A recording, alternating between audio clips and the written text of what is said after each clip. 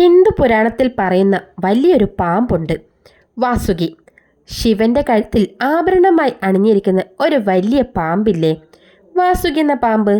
ആ പാമ്പിനെ കുറിച്ചൊരു കഥ കേട്ടാലോ? So welcome back to Bins Wonderland.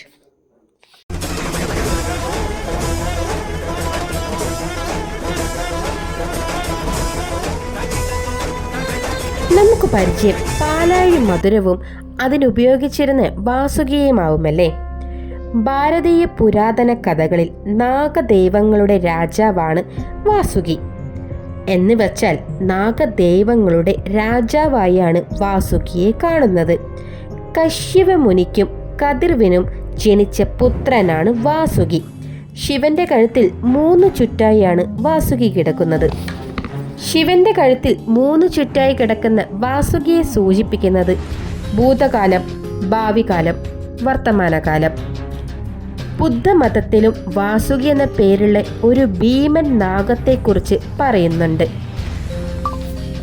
Vasuki മാത്രമല്ല, മാനസ ഇങ്ങനെ പേരുള്ള നാഗങ്ങളും ചൈനീസിലും ബുദ്ധമതത്തിലും ഹിന്ദുമതത്തിലും പറയുന്നുണ്ട്.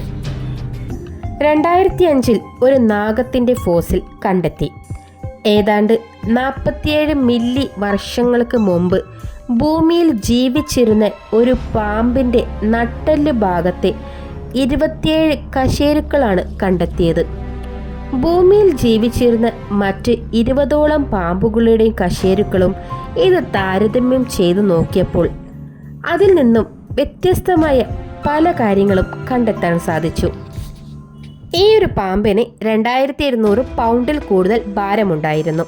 അതായത് 1000 കിലോഗ്രാമിൽ കൂടുതൽ ഭാരമുണ്ടായിരുന്നു.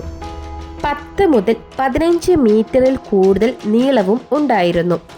തെക്കേ അമേരിക്ക, ആഫ്രിക്ക, ഓസ്ട്രേലിയ, ഇന്ത്യ ഇങ്ങനെ പല പ്രദേശങ്ങളിലും യുഗങ്ങൾക്ക് മുമ്പേ വംശനാശം സംഭവിച്ച പാമ്പാണത്ര. വളരെ പതുക്കെ മാത്രമേ ഇത് എന്നൊരു പിടിക്കുകയുള്ളൂ. ഏകദേശം 50 അടിയിൽ കൂടുതൽ നീളവും ഉണ്ടായിരുന്നു.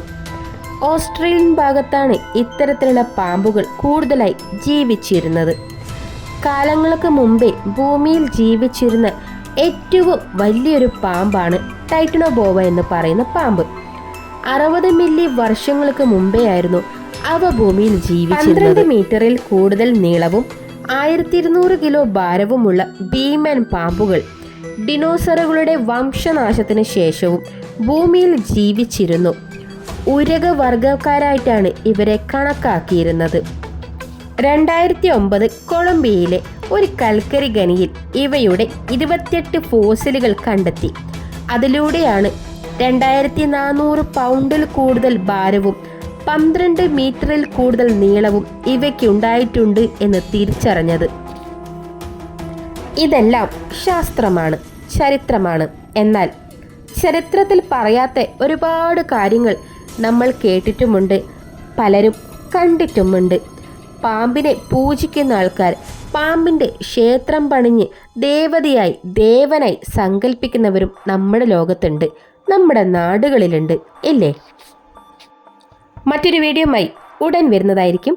By bye from Bins Wonderland.